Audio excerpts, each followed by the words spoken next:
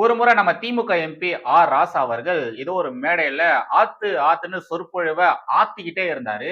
அப்போ அந்த நிகழ்ச்சிக்கு வந்திருந்த கல்லூரி மாணவர்கள்ல ஒரு கல்லூரி மாணவி மட்டும் எழுந்து அந்த மேடையில இருந்த திமுக காரங்களை சுட்டி காட்டி இங்க இருக்கிறவங்கல எத்தனை பேருடைய பசங்க கவர்மெண்ட் ஸ்கூல்ல படிக்கிறாங்க அப்படின்ற ஒரு கேள்வியை ஒண்ணு கேட்டாங்க. அந்த கேள்விக்கு நம்ம ஆண்டிப்பட்டி ராசா கிட்ட பதிலே இல்ல. இது ஒரு நல்ல கேள்வி, இது ஒரு நல்ல கேள்வின்னு சொல்லிட்டு தான் இருந்தாரே தவிர அந்த மாணவி கேட்ட கேள்விக்கு அவர்கிட்ட பதிலே இல்ல. அந்த மாணவி அப்படி ஒரு கேள்வியை கேட்டதுக்கு அப்புறமா அந்த அரங்குல இருந்த மாணவர்கள் மாணவிகள் அவங்க எல்லாருமே பயங்கரமா கைத்தட்டு விசில் அடிச்சு ஆரவாரம் எல்லாம் பண்ணாங்க. அதெல்லாம் பார்த்து நம்முடைய ஆர் ராசா அவர்களுக்கு மூக்கு வேர்த்து போச்சு. கடைசி வரைக்கும் நல்ல கேள்வி நல்ல கேள்வி நல்ல கேள்வி தான் சொல்லிட்டு இருந்தாரே தவிர அந்த மாணவி கேட்ட கேள்விக்கு அந்த மனுஷன் பதிலே சொல்லல. பதில் சொல்லாமே அந்த நிகழ்ச்சியை முடிச்சு விட்டு ஓடி போயிட்டாரு.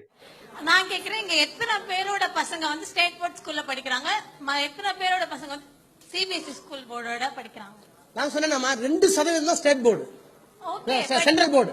2% சென்ட்ரல் போர்டு, 98% ஸ்டேட் போர்டுல இருக்காங்க. ஸ்டேட் போர்டுல இருக்காங்க. பட் ஆனா நான் கேக்குறேன், இங்க இருக்கவங்க எத்தனை பேரோட பசங்க ஸ்டேட் போர்ட் ஸ்கூல்ல படிக்கிறாங்க சொல்லுங்க பாப்போம். எங்கள்ட்டியா? எங்கள்ட்டியா? எங்கள்ட்ட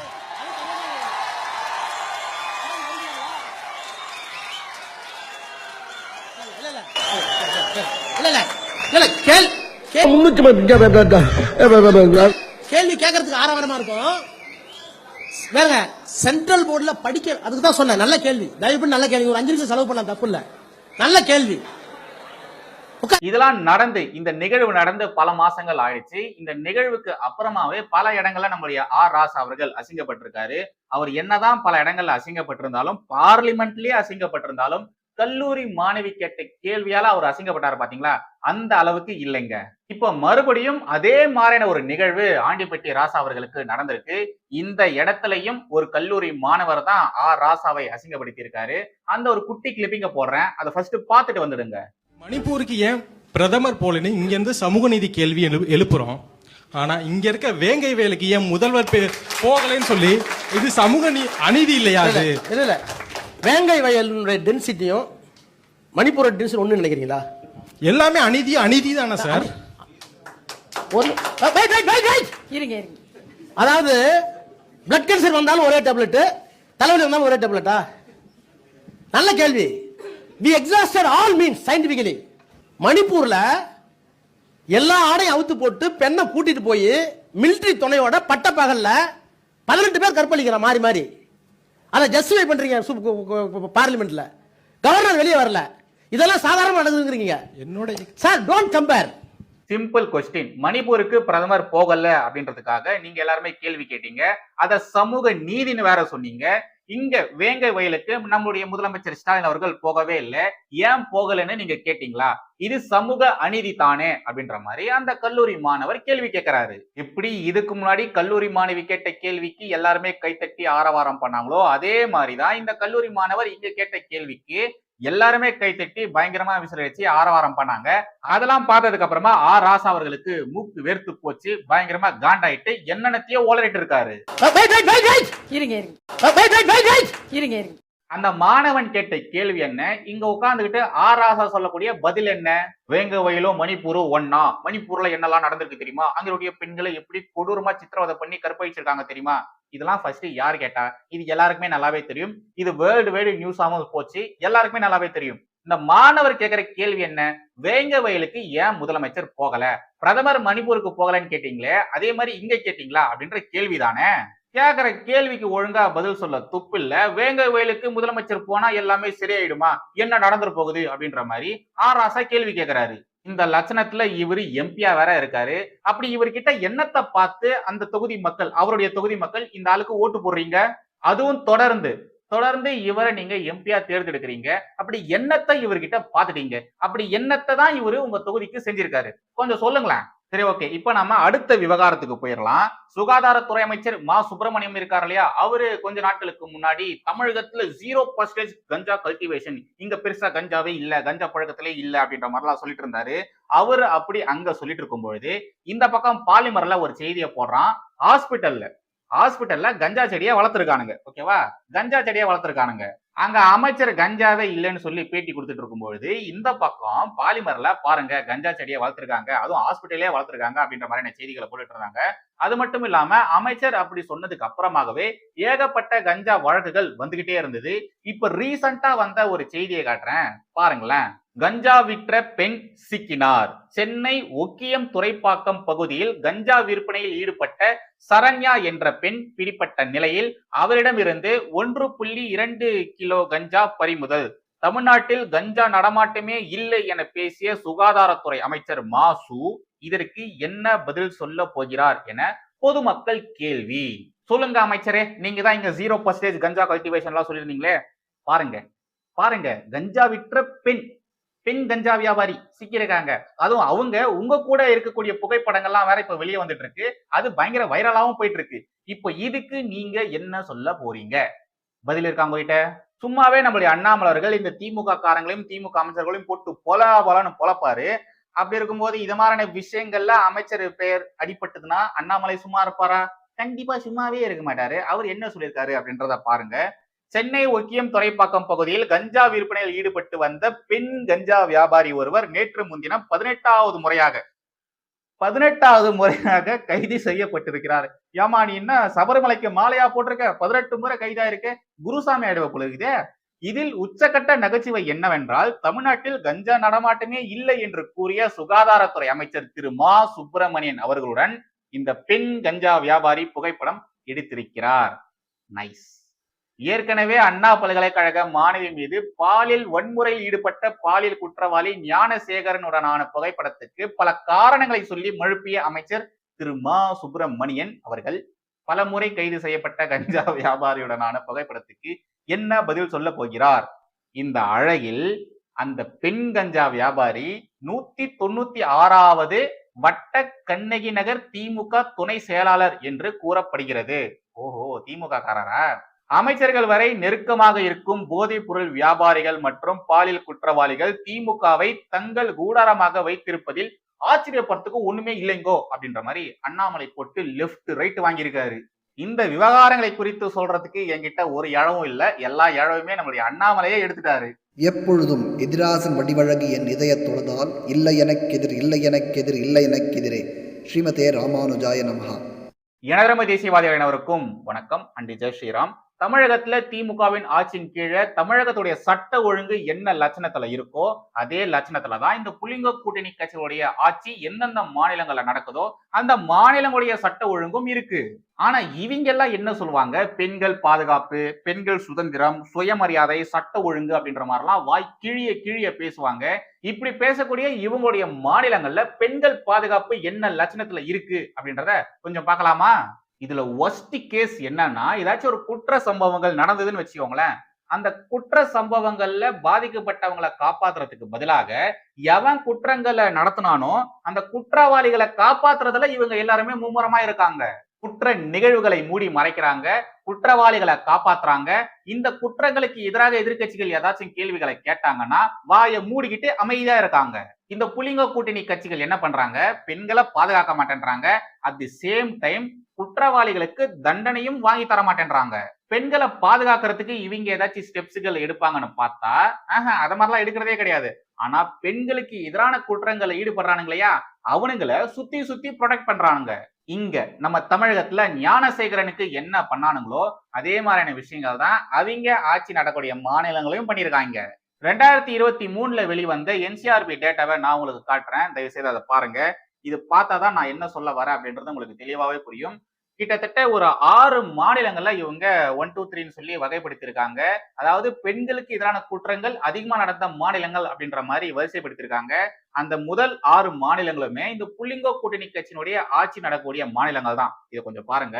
ஃபர்ஸ்ட் வெஸ்ட் பெங்கால், அங்க டிஎம்சியினுடைய ஆட்சி தான் நடந்துட்டு இருக்கு. அங்க பெண்களுக்கு எதிரான குற்றங்கள் 34,691. ஓகேங்களா, 34,691 வழக்குகள் அங்க பதியப்பட்டிருக்கு. அபிஷியலா பதியப்பட்ட வழக்குகள், பதியப்படாம எத்தனை வழக்குகள் இருக்குன்னு தெரியல.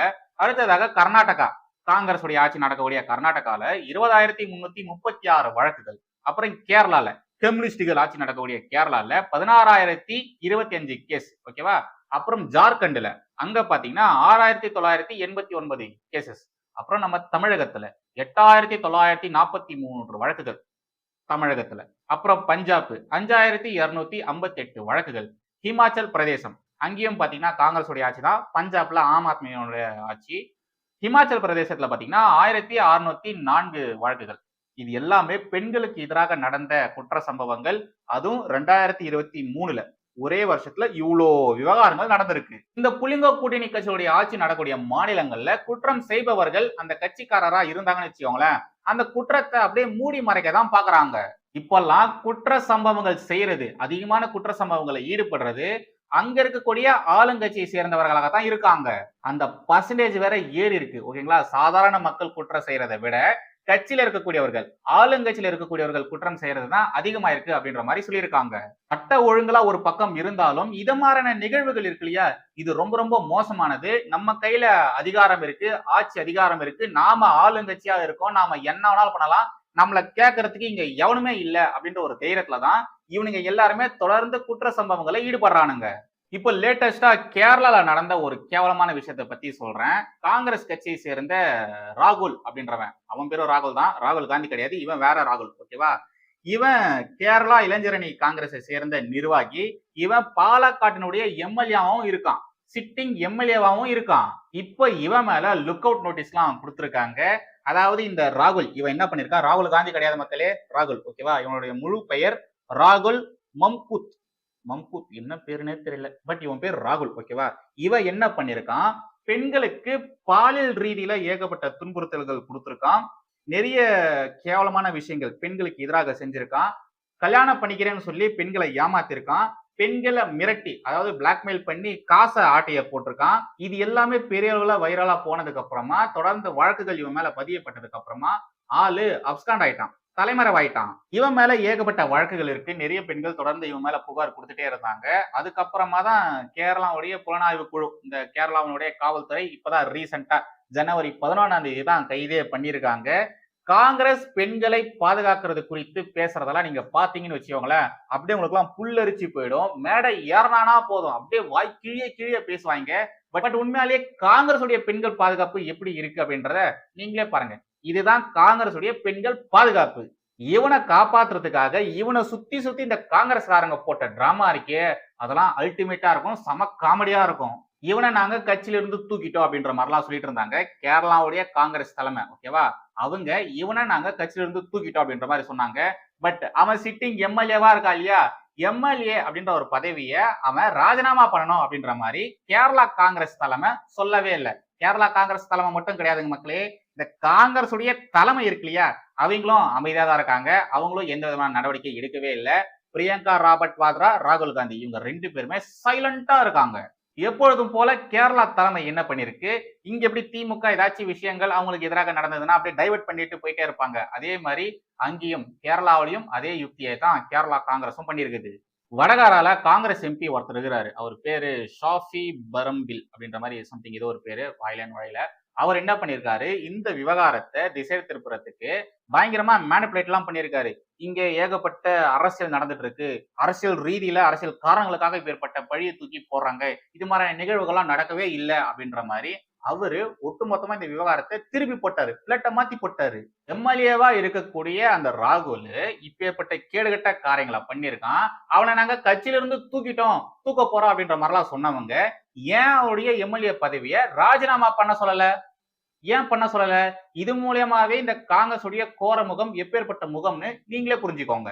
அதிகாரத்தை தக்க வச்சுக்கணும் அப்படின்றதுக்காக இந்த காங்கிரஸ்காரங்க எவ்வளவு எக்ஸ்ட்ரீமுக்கு வேணாலும் போவாங்க, என்ன எக்ஸ்ட்ரீம் வேணாலும் போயிட்டு என்ன வேணாலும் பண்ணுவாங்க அப்படின்றதுக்கு இந்த ஒரு இன்சிடென்ட் போதும், இது ஒன்றே போதும். காங்கிரஸே இப்பேற்பட்ட கேடுகட்ட காரியங்கள் செய்யறாங்கன்னா திமுக காரங்க இங்க என்னென்னலாம் பண்ணிருப்பாங்க, எவ்வளவு விஷயங்களை மூடி மறைச்சிருப்பாங்க. உங்களுக்கு ஒரு 2 இன்சிடென்ட் மட்டும் சொல்றேன். திருச்சியில 15 வயசு இருக்கக்கூடிய ஒரு சின்ன பொண்ணு, மைனர் பொண்ணு தொடர்ந்து பாலியல் வன்கொடுமைகள் செஞ்சுட்டு இருந்தானுங்க. தமிழக ஊடகங்களும் தேசிய ஊடகங்களும் அந்த விவகாரத்தை குறித்து பெருசா எடுத்து பேசவே இல்லை. ஒரு சில இடங்களை மட்டும்தான் அது குறித்து பேசுறாங்களே ஒழிய பெருசா இந்த விவகாரத்தை பெரிய இஷ்யூவா சேஞ்ச் பண்ணவே இல்லை. இந்த கேவலமான விஷயத்துல திமுகவை சேர்ந்த ஒரு முக்கிய புள்ளி, செல்வாக்கு மிக்க ஒரு முக்கிய புள்ளியும் ஈடுபட்டிருக்காரு அப்படின்ற விவகாரமானது வெளியே வந்திருந்தது. இந்த விஷயங்கள் வெளியே வந்ததுக்கு அப்புறமா பாதிக்கப்பட்ட அந்த குழந்தையுடைய குடும்பத்துக்கு நிறைய பிரஷர்கள் கொடுத்திருக்காங்க, நிறைய அழுத்தங்கள் கொடுக்கப்பட்டிருக்கு, மிரட்டி இருக்காங்க. இத மாதிரியான பல ஆர்டிகல்ஸ், இந்த விவகாரம் குறித்தான ஆர்டிகல்ஸும் நிறைய இருக்கு. இந்த விவகாரம் மாதிரியே ஏகப்பட்ட விவகாரங்கள் தமிழகத்துல நடந்திருக்கு. அதுவும் திமுக காரங்க சம்பந்தப்பட்ட ஏகப்பட்ட விவகாரங்கள் இங்க நடந்திருக்கு. பட் திமுக தலைமை இருக்கு இல்லையா, அவங்க ஏதாச்சும் ஸ்டெப்ஸ் எடுத்தாங்களா? பெருசா எடுத்த மாதிரி தெரியல. வெறும் கட்சியில இருந்து நாங்க நீக்கிறோம், தற்காலிகமா நீக்கிறோம் அப்படின்ற மாதிரி தான் நீக்கிருக்காங்களே ஒழிய சிவியரான பனிஷ்மெண்ட் கொடுத்த மாதிரி தெரியவே இல்லை. எப்படி இந்த சிவாஜி கிருஷ்ணமூர்த்தியை கட்சியை விட்டு தூக்கிட்டு மறுபடியும் கொஞ்ச நாள் சேர்த்துப்பாங்களோ அது மாதிரியான விஷயங்கள் மட்டும் தான் பண்ணிருக்காங்க. அப்படிப்பட்ட ஆக்ஷன்ஸ் மட்டும் தான் எடுத்திருக்காங்க. விழுப்புரத்துல திமுக நிர்வாகி ஒருத்தர் என்ன பண்ணிருக்காரு, இளம் பெண்களை ரகசியமா போட்டோ எடுத்து, அந்த பெண்களுக்கு தெரியாம அவங்கள போட்டோ எடுத்து ரொம்ப கேவலமா எடிட் பண்ணி ஆன்லைன்ல அந்த போட்டோஸ் எல்லாம் வித்திருக்காரு. இந்த விவகாரம் வெளியே வந்ததுக்கு அப்புறமா பாதிக்கப்பட்டவங்க தொடர்ந்து கம்ப்ளைண்ட்ஸ் கொடுத்ததுக்கு அப்புறமாவும் பெருசா நடவடிக்கை எடுத்த மாதிரியே தெரியல. அது போராட்டம் வரைக்கும் போச்சு, ஆர்ப்பாட்டம் போராட்டம் வரைக்கும் போச்சு. அதுக்கப்புறமா தான் ரொம்ப தாமதமாகத்தான் நடவடிக்கை எடுத்திருக்காங்க. அதுக்கப்புறம் அண்ணா பல்கலைக்கழக மாணவி விவகாரம், அதெல்லாம் அவ்வளவு சீக்கிரம் நம்மளால மறக்க முடியுமா? அந்த ஞானசேகரன் அப்படின்றவன் திமுக அமைச்சர்கள் கூட எவ்வளவு நெருக்கமா இருந்திருக்கான், அமைச்சர் மா சுப்பிரமணியம் அவர்கள் கூட எவ்வளவு நெருக்கமா இருந்திருக்கான், அவர் கூட இருந்த புகைப்படங்களா வெளியே வந்திருக்கு, நம்ம எல்லாருமே பார்த்திருந்தோம். அவனுக்கு முட்டு கொடுக்குற மாதிரி ஆன்லைன்ல இந்த திமுக காரங்க என்னெல்லாம் பண்ணாங்க. சட்டசபையில முதலமைச்சர் ஸ்டாலின் அவர்கள் என்னெல்லாம் பேசினாரு, அவன் திமுக காரெல்லாம் கிடையாது, திமுக ஆதரவாளன் அப்படின்ற மாதிரி எல்லாம் பேசியிருந்தாரு. ஆனா இந்த ஞானசேகரன் திமுகவுக்காக தேர்தல்ல பிரச்சாரங்களா ஈடுபட்டு இருக்கான். அந்த வீடியோஸ் எல்லாம் கூட வெளியாச்சு. அந்த அண்ணா பல்கலைக்கழக விவகாரம் அவ்வளவு பரபரப்பா போயிட்டு இருந்தது. பட் நிறைய பேர் என்ன பண்ணாங்க, திமுகவை ப்ரொடெக்ட் பண்ணணும், திமுகவுடைய பேர் இதுல கெட்டு போக கூடாது அப்படின்றதுக்காக தான் வேலை பார்த்தாங்களே ஒழிய பாதிக்கப்பட்ட அந்த பெண்ணுக்கு நியாயம் கிடைக்கணும் அப்படின்ற மாதிரி ஏதாச்சும் பண்ணாங்களா? இல்ல, பண்ணவே இல்லை. பட் ஒரு படி மேல போய் அந்த பெண்ணை கொச்சப்படுத்துற மாதிரி என்னெல்லாம் நடந்தது. டிவி டிபேட்ல இருந்து எஃப்ஐஆர் ரிலீஸ் ஆனதுல இருந்து எவ்வளவு மோசமான விஷயங்கள்லாம் நடந்தது. டைவர்ட் பண்றதுக்காக எப்படி கேரளால காங்கிரஸ் பண்ணாங்களோ அதே மாதிரி இங்க திமுகவும் பண்ணிருக்கு. இல்ல இது யார் இது மாதிரிலாம் ஃபர்ஸ்ட் பண்றாங்க அப்படின்னு சொல்ல முடியாது. திமுக இங்க பண்ணிருக்கு, அதே மாதிரி கேரளாலயும் அங்க நடந்திருக்கு, அதே மாதிரி டிஎம்சியும் வெஸ்ட் பெங்காலா பண்ணிருக்கு, பஞ்சாப்ல அது மாதிரியான விஷயங்கள் நடந்துட்டு இருக்கு. இந்த புலிங்க கூட்டணியில இருக்கக்கூடிய இவங்க எல்லாருமே பாருங்களேன், இவங்க ஈகோ சிஸ்டம் எல்லாமே ஒரே மாதிரி இருக்கு. இப்ப நான் சொன்ன இந்த விஷயங்கள் மாதிரி ஏகப்பட்ட விஷயங்கள் இந்தியா முழுக்க நடந்திருக்கு. நாம கட்சியில இருக்கோம், நம்முடைய கட்சி இப்ப ஆளுங்கட்சியா இருக்கு, சோ நாம என்ன வேணாலும் பண்ணலாம் அப்படின்ற ஒரு அதிகார திமிர்ல நிறைய பேர் இப்படிப்பட்ட கேடுகட்ட காரியங்கள் செஞ்சிருக்கானுங்க. இத மாதிரியான விவகாரங்கள் வெடிக்கும் பொழுது இவன் இந்த கட்சி சேர்ந்தவன் தான் அப்படின்னு சொல்லும் பொழுது இல்ல அவன் என் கட்சிக்காரெல்லாம் கிடையாது அப்படின்ற மாதிரி சொல்லுவாங்க. இல்ல அவன் உன் கட்சிக்காரன் தான் பாரு, ஆதாரத்தை பாரு அப்படின்ற மாதிரி காமிச்சா இல்ல அவன் என் கட்சிக்காரெல்லாம் கிடையாது, என் கட்சியுடைய ஆதரவாளன் தான் சொல்லுவாங்க. இல்ல அவன் உன் கட்சிக்காரன் தான் பாரு, ஆதாரத்தை பாரு பாரு, இங்க பொறுப்புலாம் போட்டுக்கிறீங்க அப்படின்ற மாதிரிலாம் காமிச்சா இல்ல இதெல்லாம் நாங்க ஒத்துக்க மாட்டோம் சொல்லிட்டு அந்த விவகாரத்தை திசை திருப்பறதுக்கு டைவர்ட் பண்றதுக்கு வேற ஏதாச்சும் விஷயத்த கிளப்பி விட்டுருவாங்க. திமுகல பெரிய கருப்பன்னு ஒருத்தர் இருக்கிறாரு, ஞாபகம் இருக்குதுங்களா? அவர் என்ன பண்ணாரு, அவருடைய வீடியோ எந்த வீடியோ வைரலா போச்சு, ஆனாலும் அந்த ஆளுக்கு முட்டு கொடுக்கறதுக்கு இங்க ஏகப்பட்ட ஊபிஸ்கள் இருக்கானுங்க. இந்த புலிங்கோ கூட்டணி கட்சிகள் ஆட்சி நடக்கூடிய மாநிலங்கள்ல இருக்கக்கூடிய பெண்கள் பல விதத்துல ரொம்ப கஷ்டப்படுறாங்க. அதுவும் பாலியல் ரீதியில தாக்கப்பட்ட பெண்கள், அதுல கஷ்டப்பட்ட பெண்கள் உண்மையிலே ரொம்ப கஷ்டப்படுறாங்க. பாதிக்கப்பட்ட பெண்களை குறித்து தரைக்குறைவா நியூஸ் டிபேட்ல பேசுவானுங்க. பாதிக்கப்பட்ட பெண் இருக்காங்க இல்லையா, அவங்க கம்ப்ளைண்ட் கொடுத்திருப்பாங்க இல்லையா, அந்த எஃப்ஐஆர் ரிலீஸ் பண்ணி இன்னும் மானத்தை வாங்குவானுங்க. இங்க ஜேம்ஸ் வசந்தன் சொல்லி ஒரு மியூசிக் டைரக்டர் இருக்கா இல்லையா, அவன மாதிரி இருக்கக்கூடிய புறம்போக்குகள் என்ன பண்ணுவானுங்க, விக்டிம்க்கு எதிராக விக்டிமை கொச்சைப்படுத்தி பேசிட்டு அதுல அக்யூஸ்டா இருக்கிறவங்களுக்கு முட்டு கொடுப்பானுங்க, சப்போர்ட் பண்ணி பேசிட்டு இருப்பானுங்க. உடல் ரீதியிலும் சரி மன ரீதியிலும் சரி அந்த பொண்ணு ஆல்ரெடி வெக்ஸ் ஆகி போயிருப்பாங்க. மேலும் மேலும் இவனுங்க எல்லாருமே சேர்ந்து அந்த பொண்ணை உயிரோடையே கொள்வானுங்க. சொந்த கட்சிக்காரனுங்க பண்ற கேடுகட்ட காரியத்துக்கு கேள்வி கேட்க துப்பு இல்ல, ஆனா மத்த கட்சிக்காரங்களை கை நீட்டி பேசுவானுங்க. திமுக தான் இப்படின்னா இவங்க அங்கம் வகிக்கக்கூடிய இந்த புலிங்கோ கூட்டணி கட்சிகள் இருக்கக்கூடிய எல்லா மாநிலங்களிலும், ஆட்சி செய்யக்கூடிய எல்லா மாநிலங்களிலும் இதே நிலைமையா தான் இருக்கு.